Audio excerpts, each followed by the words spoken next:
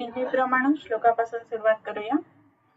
रागातिरोगान् सततानुशक्तान् अशेषकाय प्रसृतान् शेषान् औत्सुक्यमोहारतिदान् जघान यो पूर्ववैद्याय नमोस्तु तस्मै. हम सूत्र स्थान पूरा कर चुके हैं और अभी निदान स्थान चालू किया है. सो इस निदान स्थान के कुछ श्लोक पहले अध्याय के हमारे हो चुके हैं. ये सब हम संहिता वाचन जो ले रहे हैं ये नॉलेज पर्पस के लिए है, आयुर्वेदा स्टूडेंट्स के लिए. सो इसमें से जो निदान स्थान है वो हमने चालू किया है. सो निदान स्थान के कुछ श्लोक हमारे 15 श्लोक मेरे ख्याल से हो गए हैं. उसके आगे से आज हम पढ़ने के लिए चालू कर रहे हैं. ओके. हाँ,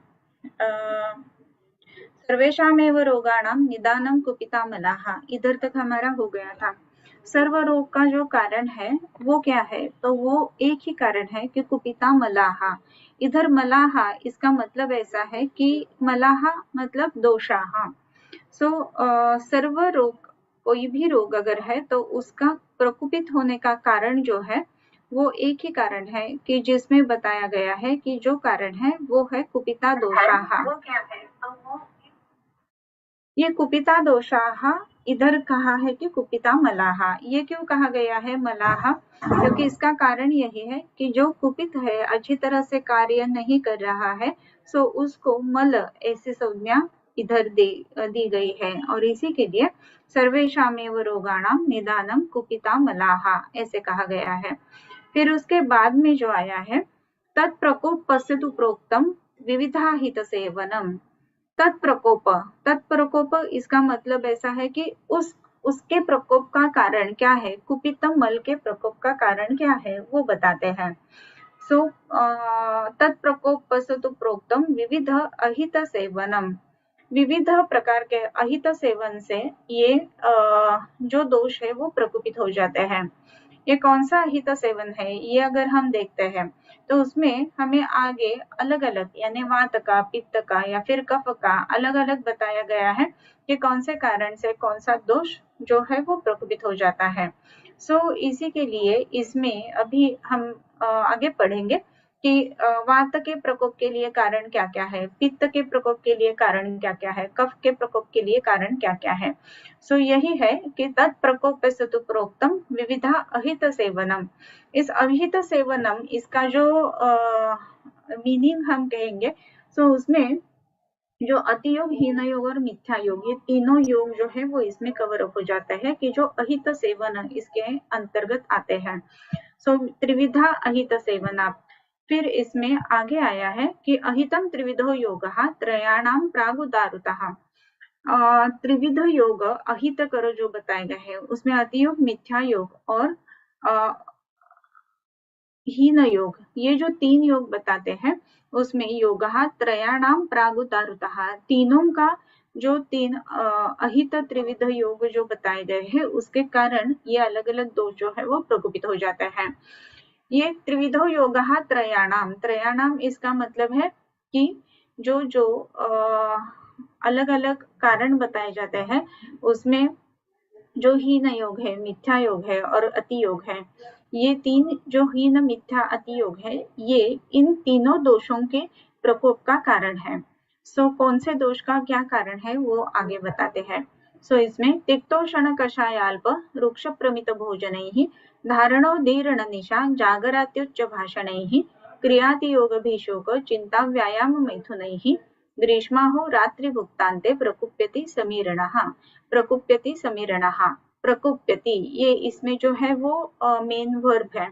सो प्रकुप्यति इसमें कहाँ प्रकुप्यति या फिर कौन प्रकुपित होता है, तो समीरणः, समीरण यानी वात प्रकुपित होता है.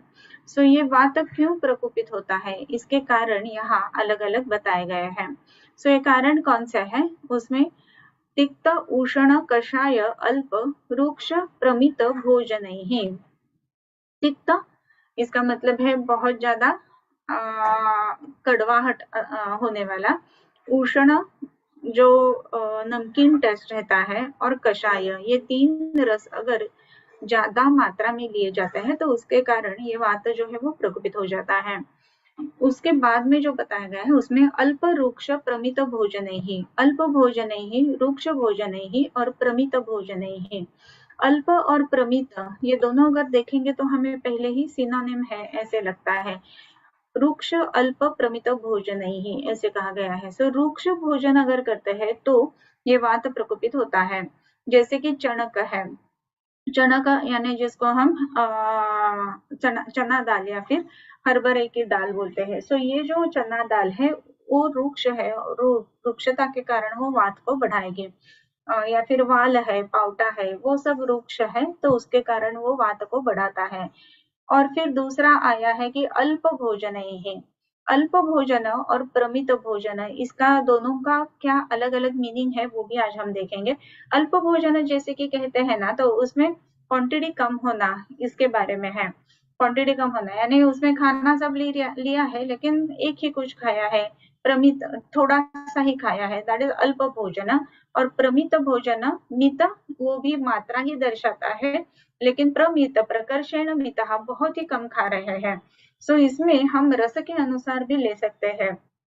जैसे कि षड रस जो है उसका सेवन हमेशा करना चाहिए, लेकिन एक रस का सेवन अगर हो जाता है तो वो शरीर को विकृति की ओर ले जाने वाला है।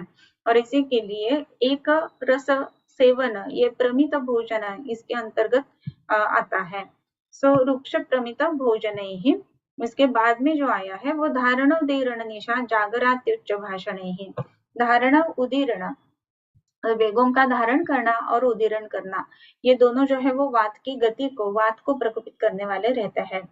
हमें ऐसा लगता है कि उदीरण से ही बहुत बार अलग अलग व्याधियां होती है। इसके लिए वेगान न धारयत वात विन्मुत्र क्षवत क्षुधाम ऐसे कहा गया है। वेगों को धारण नहीं करना चाहिए, वैसे ही वेगों का उदीरण भी नहीं करना चाहिए।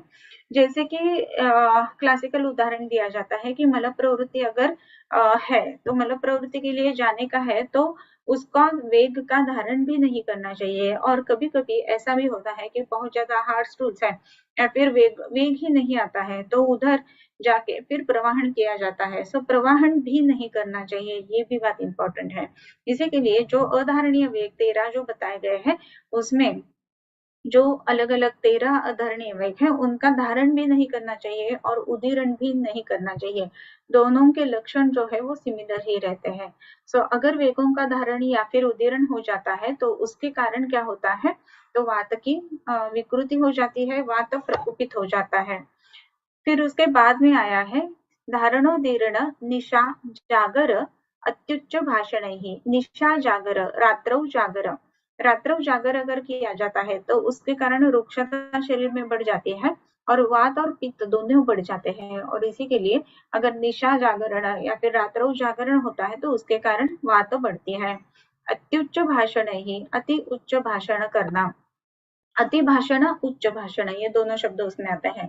अति भाषण अगर ऐसे हम कहते हैं तो इसमें बहुत ज्यादा बोलना, जैसे कि अलग अलग टीचर्स जो है जैसे कि उनका प्रोफेशन है कि बोलना, या फिर जो पुरोहित रहते हैं उनका भी प्रोफेशन में वो बोलते ज्यादा है, या फिर जो नरेशन करते हैं, कंपेयरिंग करते हैं।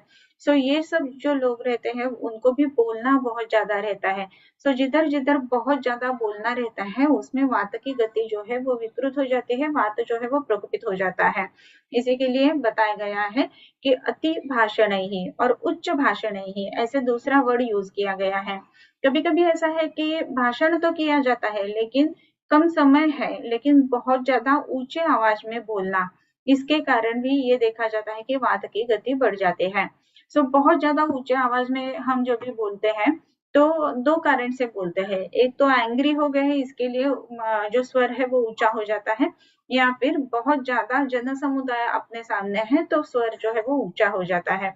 सो ये बातें जो है इसी के लिए दोनों तरफ से देखना चाहिए कि आपकी जो बोलते ज्यादा है या फिर उच्च स्वर में जब भी बोलते हैं तो शरीर में जो उदान है उसका कार्य है वो अत्युच्च मात्रा में रहता है और इसी के लिए वात की गति जो है उसके ऊपर भी उसका परिणाम आ जाता है। और फिर ये उच्च स्वर में बोलने के कारण ये देखा जाता है कि वात जो है वो विकृत हो जाती है। बहुत सारे जो केसेस रहते हैं, जैसे कि वात की गति विकृत होने के या फिर बहुत ज्यादा वात विकृति के, उसमें ये भाषण, इसका भी जो इम्पोर्टेंट पॉइंट है वो हमें हमेशा पूछना चाहिए। उसके बाद में क्रिया अतियोग भी शोक चिंता व्यायाम मैथुन है। क्रिया अतियोग, क्रिया अतियोग इसका मतलब ऐसा है कि जो क्रिया बताए गए हैं पंचकर्म क्रिया, उसका अतियोग होना। वमन दिया है, वमन का अतियोग होना, या फिर विरेचन अगर दिया है तो विरेचन का अतियोग होना, ये जो है इसमें क्रिया अतियोग। फिर उसके बाद में आया है कि भी शोक चिंता व्यायाम मैथुन ही। भी शोक और चिंता, ये जो है वो तीनों मानस अवस्था दिखाते हैं। हमें ऐसा लगता है कि बहुत बार कि वात का अगर विकृति होना है, वात की विकृति होनी है, तो उसके लिए गति या फिर बहुत ज्यादा चलना यही कारणीभूत है, तो नहीं। लेकिन अगर हम एक समय एक जगह पर बैठे हैं और बहुत ज्यादा सोचते हैं, नींद नहीं लगती है, या फिर किसी मुद्दे की अगर चिंता हमें सताती है, तो भी वात की विकृति हो जाती है, वात शरीर में बढ़ जाती है। ये भी मानस कारण जो है वो इम्पोर्टेंट है। ये इधर हमें देखना चाहिए कि हमारी साइकोलॉजी और फिजियोलॉजी दोनों एक दूसरे के ऊपर डिपेंडेंट है, और ये कनेक्शन जो है वो वाया लिम्बिक सिस्टम में से रहता है। आजकल जो अलग अलग रिसर्चेस हो रहे हैं उसमें साइको न्यूरो हार्मोन्स, इसके ऊपर भी उसका परिणाम क्या क्या आता है वो देखा जाता है। ये सब जो है उसके बारे में इधर ये जो मानसिक अवस्थाएं है उसके बारे में विचार करना चाहिए कि मानसिक अवस्था के अनुसार वात की विकृति हो जाती है। और फिर व्यायाम और मैथुन, व्यायाम कर्म ज्यादा करने से वात की गति और वात विकृति हो जाती है, ज्यादा मैथुन कर्म करने से भी वात की विकृति हो जाती है। इधर अगर हम देखते हैं तो बहुत ज्यादा व्यायाम करना व्यायाम मैथुन ही ऐसे कहा गया है। अभी एक न्यूज था कि कोई जो फेमस कॉमेडियन है, वर्कआउट करते समय कार्डियक अरेस्ट हो गया है, ऐसा। ये कभी कभी जो हो जाता है ना, that all these things happen because of the आवृत वात, और वात की विकृत गति, उसके कारण ये हो जाता है। इसी के लिए वात की गति ये इम्पोर्टेंट बात है। अगर बहुत ज्यादा एक्सरसाइज किया जाता है, बहुत ज्यादा अगर व्यायाम किया जाता है, तो उसके कारण क्या हो जाता है कि वात की गति बदल जाती है, विकृत हो जाती है, वात प्रकोपित हो जाता है, और वात व्याधि के लक्षण उसमें देखने के लिए मिलते हैं। वात व्याधि के जो लक्षण हम देखते हैं, तो उसके पूर्व रूप जो है वो अव्यक्त है ऐसे कहे गए हैं। इसमें पैरालिटिक चेंजेस होना, कार्डियक अरेस्ट होना, या फिर कोई एकदम सिंकोप होना जिसको हम कहते हैं, ये सब जो है ये वात के विकृति में समाविष्ट हो सकते हैं। और इसका कारण प्रमुख जो है वो अति व्यायाम करना, ये बात है। बहुत ज्यादा व्यायाम नहीं करना चाहिए। व्यायाम कितना करना चाहिए, तो अर्धशक्त्यानिशव्यस्तु बलिभिः स्निग्ध भोजभिः ऐसे कहा गया है। हमेशा व्यायाम जो है वो अर्ध शक्ति करना है, जब तक कि फोरहेड के ऊपर घर्म बिंदु आते हैं और अपनी सांस फूल जाती है, तो व्यायाम रोकना चाहिए ऐसे कहा गया है। ये मुद्दा जो है वो फॉलो करना बहुत ज्यादा जरूरी है। चिंता व्यायाम मैथुनैः ग्रीष्म अहो रात्रि भुक्तान्ते प्रकुप्यति समीरणः। इधर जो शब्द आया है वो है अन्ते, यानी ग्रीष्म अन्ते प्रकुप्यति समीरणः, अहो अन्ते प्रकुप्यति समीरणः, रात्रि अन्ते प्रकुप्यति समीरणः, भुक्त अन्ते प्रकुप्यति समीरणः। ग्रीष्म अन्ते प्रकुप्यति समीरणः, यानी ग्रीष्म ऋतु अगर है तो उसमें वात की विकृति देखने के लिए मिलती है। लेकिन ग्रीष्म अन्ते ऐसे कहा गया है, ग्रीष्म के बाद जो है वो वर्षा आएगा, राइट। ग्रीष्म ऋतु जो है वो जब भी खत्म होने को आता है तो वात की प्रकोपित अवस्था आ जाती है। ग्रीष्म ऋतु जब भी है तो शुरुआत में ग्रीष्म में वात का क्षय बताया गया है, और जब भी शैत्य उसमें आने लगता है, वर्षा ऋतु की छाव उसके ऊपर हो जाती है, तो उस समय क्या होता है, तो वात जो है वो विकृत हो जाता है। और इसी के लिए शरीर में वर्षा ऋतु जो है उसमें वात का प्रकोपित अवस्था बताया गया है। ग्रीष्मा हो रात्रि भुक्तान्ते, ग्रीष्म अहो अंते, अहनी इसका मतलब है दिन, पूरे दिन जो है उसका जो एंड का समय है उस समय क्या हो जाता है, तो ये वात जो है वो प्रकोपित हो जाता है। ग्रीष्म अहो अहो अंते, अहो अंते जो दिन का लास्ट समय रहता है उसको ये कहा गया है। ऐसे जब भी हम कहते हैं तो सायंकाल का जो समय है उसमें वात की गति जो है, वात जो है वो प्रकोपित हो जाती है। फिर जो बताया गया है रात्रि अंते, उत्तर रात्रि में वात की गति, वात जो है वो प्रकोपित हो जाता है। उत्तर रात्र कभी रहती है, इसमें जो रात के 2, 3, 4 ये जो समय है ये उत्तर रात्र समय है। तभी वात की गति जो है वो बिगड़ जाती है, बदल जाती है और वात प्रकोपित हो जाता है। फिर भुक्त अंते प्रकुप्यति समीरणः, खाने का जो तीसरा समय है उसमें प्रकुप्यति समीरणः, खाना खा के हो गया तो इमीडिएट जो है वो कफ का काल है, उसके बाद में जो है वो पित्त का काल है और अंत काल जो है वो है वात का काल, तभी ये वात की प्रकुपित अवस्था आ जाती है। इसी के लिए ग्रीष्मा हो रात्रि भुक्तांते प्रकुप्यति समीरणः ऐसे कहा गया है। ये सब जो बताए गए हैं ये वात विकृति के कारण बताए गए हैं, वात प्रकुपित होने के कारण बताए गए हैं। फिर उसके बाद में पित्त के कारण आते हैं। उसमें पित्तम कट्वम्ल तीक्ष्णोष्ण पटुक्रोध विदाहिभिः शरण मध्याह्न रात्र्यर्ध विदाह समयेषु च स्वाध्वम्ल लवण स्निग्ध गुरुवभिष्यन्ति शीतलैः आस्या स्वप्न सुखाजीर्ण दिवा स्वप्नातिबृहणैः प्रच्छर्दनाद्य योगेन भुक्तमात्र वसन्तयोः पूर्वाह्णे पूर्वरात्रे च श्लेष्मा, ये कहा गया है। पित्तम कट्वम्ल तीक्ष्णोष्ण पटुक्रोध विदाहिभिः, पित्त किससे प्रकोपित हो जाता है, तो कटु रस से, कटु यानी तीखा रस, बहुत ज्यादा अगर तीखा खाया जाता है तो पित्त जो है वो प्रकोपित होता है। बहुत बार ज्यादा करके गांव में देखा जाता है कि बहुत सारे लोग बहुत ज्यादा तीखा खाते हैं और उसके कारण पित्त की विकृतियां देखने के लिए मिल जाती है। पित्तम और अर्श, पित्तज अर्श, स्रावी अर्श या फिर रक्तज अर्श ये टिपिकली देखने के लिए मिलते हैं। इसके लिए बहुत ज्यादा तीखा नहीं खाना चाहिए, पित्त विकृति ना हो इसके लिए। पित्तम कटु, फिर अम्ल रस से भी इसकी विकृति हो जाती है, जो पित्त है उसकी विकृति हो जाती है। इसी के लिए अम्ल रस का सेवन भी योग्य मात्रा में ही करना चाहिए, ज्यादा करना नहीं चाहिए। फिर तीक्ष्ण उष्ण कटु, तीक्ष्ण और उष्ण खाना खाया जाता है तो भी बहुत ज्यादा समय ये पित्त जो है वो प्रकोपित हो जाता है। तीक्ष्णत्व के कारण, उष्णता के कारण ये पित्त जो है वो प्रकोपित होता है। इवन हम धूप में जाते हैं तो भी धूप की तीक्ष्णता और धूप की उष्णता उसके कारण भी पित्त प्रकोपित होता है, ऐसे देखने के लिए मिलता है। तीक्ष्ण उष्ण पटु क्रोध, पटु इसका मतलब है सॉल्टी टेस्ट, ज्यादा अगर लवण रस लिया जाता है तो लवण रस से भी तीक्ष्णत्व उसमें रहता है और क्षारीयता उसमें रहती है, इसके लिए पित्त प्रकोपित हो जाता है।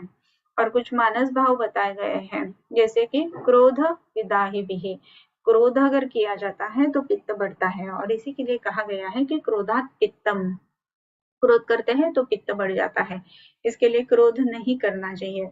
बहुत बार ऐसे भी देखने के लिए मिलता है कि कुछ पेशेंट्स रहते हैं कि इमीडिएटली जो पैरालिसिस के लिए वगैरह एडमिट होते हैं उनमें कभी कभी ऐसा होता है कि कुछ ना कुछ बातें चलती है घर पर और एक जो कोई है वो बहुत ज्यादा क्रोधित अवस्था में जाता है और फिर पैरालिटिक अटैक्स आ जाते हैं, या फिर मूवीज में वगैरह भी दिखाते थे पहले पहले। ये जो है वो क्रोध से पित्त की विकृति इस तरीके से संप्राप्ति जाती है, इसी के लिए क्रोधात पित्तम ऐसे कहा गया है।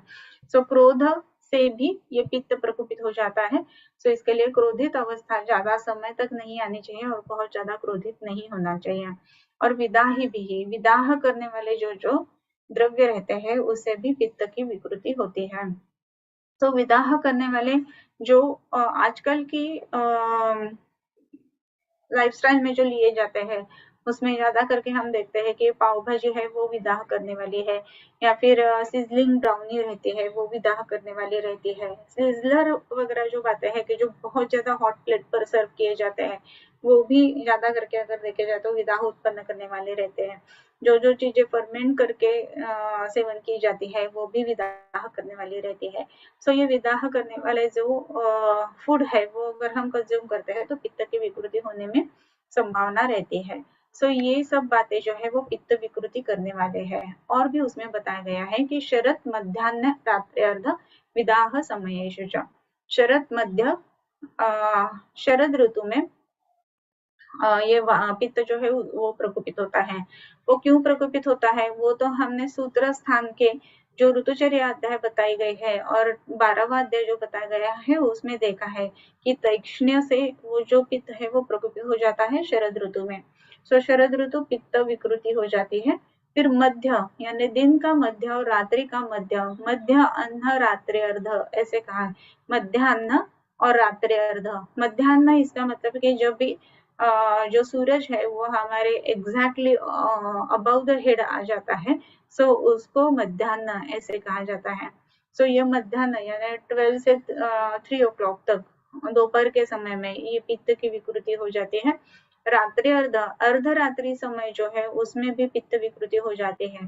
अर्धरात्रि, उत्तर रात्र, अर्धरात्र, अर्धरात्र यानी मध्य रात्र जिसको हम 12 to 3 ये कहते हैं, उसको जनरली मध्य रात्र या फिर अर्धरात्र ऐसे कहा जाता है। सो 12 to 3 AM ये जो टाइम है उसमें पित्त की विकृति हो जाती है, पित्त प्रकोपित हो जाता है। और इसी के लिए ऐसे कहा जाता है कि रात का ये जो समय है उस समय जरूर ही जरूर नींद लेनी चाहिए। अगर हम रात को नींद लेते हैं ये समय में तो पित्त का शमन हो जाता है थोड़ी मात्रा में। लेकिन अगर नींद नहीं लिया जाता है तो जागरण के कारण होने वाला पित्त और रात्र्यर्ध के कारण होने वाला पित्त और इसी के लिए संप्राप्ति जो है वो बढ़ जाती है। तो इसी के लिए between 12 at night to 3 AM ऐसा तो जरूर ही जरूर सोना चाहिए।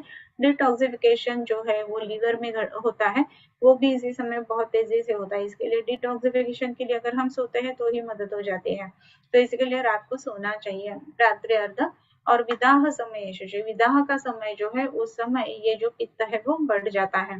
सो विदाह का समय यानी कौन सा समय? सो जैसे ही खाना खाते हैं तो उसका जो दूसरा अवस्थापाक जो है वो विदाह का अवस्थापाक बताया गया है। और इसके लिए द्वितीय अवस्थापाक या फिर विदग्धावस्था जिसको कहा गया है उसी समय ये पित्त विकृति हो जाती है। परिणाम शूल के जो पेशेंट्स हम देखते हैं वो भी इसी समय में पेन होने वाले ऐसे पेशेंट्स रहते हैं। सो परिणाम शूल के बारे में ऐसे हमें जानना चाहिए। सो ये सब जो है वो पित्त प्रकोपित करने वाले कारण अलग अलग बताए गए हैं। सो उसके बाद में जो है वो कफ प्रकोपित होने के कारण बताते हैं। उसमें स्वाद्वम्ल लवण स्निग्ध गुर्व विषंद शीतलैः आस्या स्वप्न सुखाजीर्ण दिवा स्वप्नातिबृहणैः प्रच्छर्दनाद्य योगेन भुक्तमात्र वसंतयोः पूर्वाह्णे पूर्वरात्रे च श्लेष्मा। स्वाद्वम्ल लवण स्निग्ध गुर्व विषंदी शीतलैः किस किस कारण से कफ बढ़ जाता है? सो स्वादु, अम्ल और लवण ये 3 रस जो है इससे कफ जो है वो बढ़ जाता है। जैसे कि हम 6 रस का वर्णन करते हैं। तत्राद्या मारुतम घ्नन्ति, जो मारुतम घ्नन्ति ऐसे है वही जो है वो कफ का प्रकोप करने वाले हैं। और इसी के लिए मधुर, अम्ल और लवण इन रसों का सेवन जो है वो ज्यादा समय और ज्यादा मात्रा में अगर किया जाता है तो उसके कारण क्या हो जाता है, तो ये कफ जो है वो विकृति उसमें आ जाती है, कफ जो है वो प्रकोपित हो जाता है। स्वाद्वम्ल लवण स्निग्ध ऐसे कहा गया है। फिर गुरु अभिषंदी शीतलैः, गुरु भोजन अगर लिया जाता है बहुत ज्यादा हेवी टू डाइजेस्ट ऐसा अगर है तो उसके कारण जो है वो कफ बढ़ जाता है। अभिसंधि भोजन है तो उसके कारण कफ बढ़ जाता है, जैसे कि बासुंदी है या फिर आजकल बहुत अलग अलग बनाते हैं वो रसगुल्ला है या फिर रस मलाई है। सो इसके कारण क्या हो जाता है, अभिसंध उत्पन्न हो जाता है। और शीतल पदार्थ अगर ज्यादा लेने में आते हैं तो भी कफ विकृति हो जाती है। जैसे कि अलग अलग फ्रूट्स है, सो फ्रूट्स अगर छोटे बच्चों को दिए जाते हैं तो उसमें बहुत बार ऐसा देखा जाता है कि उनको सर्दी खांसी जो है वो कंटिन्यूस चलती रहती है। सो छोटे बच्चों में फ्रूट्स देना ये बात जो है वो थोड़ा सा सही मात्रा में सही समय पर ऐसा ही देना जरूरी रहता है। फिर आस्या स्वप्न सुखाजीर्ण, आस्य स्वप्न सुख इससे अजीर्ण होने के कारण इसके कारण भी कफ बढ़ जाता है। आस्य स्वप्न इसका मतलब है जब भी चाहिए तभी सोना, दोपहर में सोना, सुख लेना, बहुत ज्यादा सुख का प्राप्ति करना, ये जो है वो बातें कफ को विकृति पैदा कर देते हैं। अजीर्ण से भी कफ विकृति हो जाती है। और दिवा स्वप्न अतिब्रूहणैहि, दिवा स्वप्न, अगर दिवा स्वाप करते हैं, दिन में सोते हैं तो कफ बढ़ जाता है। अतिब्रूहण अगर किया जाता है तो भी कफ बढ़ जाता है। तो अतिब्रूहण करने वाले कौन कौन से द्रव्य रहते हैं? सो उसमें मांस जो है या फिर उसी में मांसाद मांस जो है वो अतिब्रूहण करने वाला रहता है। इसमें शुकर यानी जो पोर्क वगैरह लिया जाता है वो अतिब्रूहण करने वाला रहता है। सो उससे कफ बढ़ जाती है। और भी है कि प्रच्छर्दनादि अयोगेन, प्रच्छर्दन इसका मतलब है वमन, उसके अयोग से कफ विकृति हो जाते हैं। वास्तविक अगर हम देखते हैं तो वमन ये कफ की चिकित्सा है, और वमन देते समय अगर उसका अयोग होता है तो उसके कारण कफ की विकृति हो जाते हैं। और भुक्त मात्र वसंतयो हो, भुक्त मात्र इसका मतलब है खाने के तुरंत बाद कफ जो है वो बढ़ जाता है। वसंत ऋतु जो है उसमें कफ बढ़ जाता है। हेमंते निश्चित श्लेष्म वसंते कफरोगकृत, ऐसे कहा गया है। ये वसंते कफरोगकृत ऐसा क्यों होता है? सो वसंत ऋतु जो है तभी सूर्य संताप से जो कफ है वो पिघलता है और द्रवीभूत होके वो बढ़ जाता है। सो उसी के कारण ये वसंत ऋतु जो है उसमें कफ जो है उसकी क्या बोलते हैं प्रवृत्ति ज्यादा देखने के लिए मिलती है। इसके लिए प्रच्छर्दनादि योगे न भुक्त मात्र वसंतयोः पूर्वाह्ने पूर्वरात्रे च श्लेष्मा, पूर्वाह्न यानी दिन का पहला समय और रात्रि का पहला समय होता है, तभी कफ जो है वो प्रकोपित हो जाता है। द्वंद्व तो संकरा, जो संकर कहा गया है उसको द्वंद्व दोष ऐसे कहा गया है। सो कोई भी दो दो कारण अगर साथ में हो जाते हैं तो वात पित्त, पित्त कफ या कफ वात ऐसे प्रकोपित हो जाते हैं। सो ऐसे द्वंद्व संकर होने के लिए उसके दोनों के जो कारण अलग अलग बताए हैं वो सेवन हो जाते हैं। इसके लिए दो दो दोष जो है वो विकृत हो जाते हैं। उसके बाद में मिश्री भावात समस्तानां सन्निपातस्तथा पुनः संकीर्णाजीर्ण विषम विरुद्धाद्यशनादिभिः व्यापन्न मद्यपानीय शुष्क शाकामूलकैः पिण्याकमृद्य वसुरापूति शुष्क कृशामिषैः दोषत्रय परस्तैस्तथान्न परिवर्तनात् ऋतोर्दुष्टात् पुरोवातात् ग्रहावेशात् विषाद्गरात् दुष्टान्नात् पर्वताश्लेषात् ग्रहैर्जन्मर्क्षपीडनात् मिथ्यायोगाच्च विविधात् पापानाञ्च निषेवणात् स्त्रीणां प्रसव वैषम्यात् तथा मिथ्योपचारतः प्रतिरोगमिति क्रुद्धा रोगाधिष्ठानगामिनीः रसायने प्रपद्याशु दोषा देहे विकुर्वते। अभी इधर से जो बताए गए हैं अलग कि मिश्री भावात समस्तानां सन्निपातस तथा पुनः, सन्निपात होने के जो कारण है वो इधर एक्सप्लेन किए जाते हैं। सन्निपात क्यों होता है? मिश्री भावात समस्तानां, ये जो श्लोक है जो 19 श्लोक है उससे नेक्स्ट टाइम हम ले लेंगे।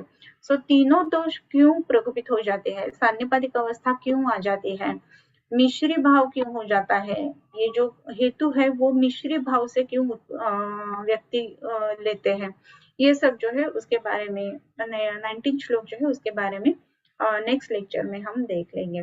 सो अभी जो है वो वात और पित्त और कफ इन तीनों के अलग अलग कारण और वात पित्त और कफ इनके द्वंद्वज कारण ये हमने जान लिए हैं। सो नेक्स्ट टाइम सन्निपात के कारण हम जानेंगे। ओके, किंबहुना तुमचे केले धर्म कीर्तन हे सिद्धी गेले, तेथ माझे जेवरले पायी कपण आता विश्वात्मके देवे, येणे वाग्यज्ञे तोषावे तोषोनी मज द्यावे पसाय दान हे, जे खणांची व्यंकटी सांडो तया सत्कर्मी रती वाढो, भूता परस्परे पडो मैत्र जीवांचे दुरितांचे तिमिर जावो, विश्वस्वधर्म सूरे पाहो जो जे वांछील तो ते लाहो, प्राणिजात वर्षत सकळ मंगळी ईश्वर निष्ठांची मांदियाळी, अनवरत भूमंडळी भेटतो भूता चला कल्पतरूंचे आरव, चेतना चिंतामणींचे गाव बोलते जे अर्णव पीयूषांचे, चंद्रमे जे अलांछन मार्तंड जे तापहीन, ते सर्वाही सदा सज्जन सोयरे होतु, किंबहुना सर्व सुखी पूर्ण होनी तिहि लौकी, भजिजो आदि पुरुखी अखंडित आणि ग्रंथ उपजविये विशेषी लोकी इये, दृष्टा दृष्ट विजय हो आवेजी, येथ म्हणे श्री विश्वेश्वरावो, हा होईल दान पसावो. येणेवरे ज्ञानदेव सखिया झाला, येणेवरे ज्ञानदेव सखिया झाला, येणेवरे ज्ञानदेव सुखिया झाला.